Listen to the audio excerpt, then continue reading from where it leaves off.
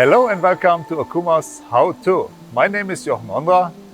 I'm the product specialist for multitasking machines and lathes, and today I'm going to show you how to use Servo NAVI L.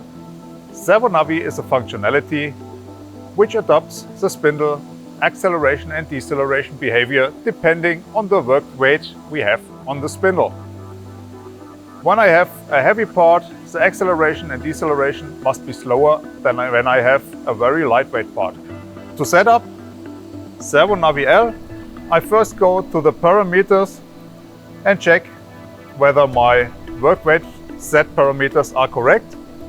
In our case, I have a 15-inch chuck on the main spindle, so it's okay, it's set correctly.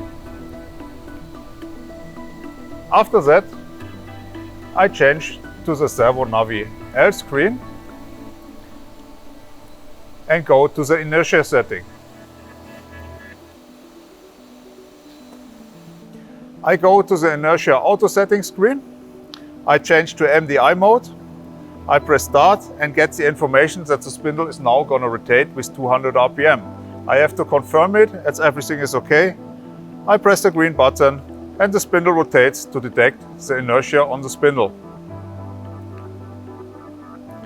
After that, the data are set to the servo system and it's transferred here. We have 3.77 kg by square meter. Now the spindle can accelerate and decelerate according to the mass we have on the spindle. Thanks for watching our video today. Check our other videos on our channels.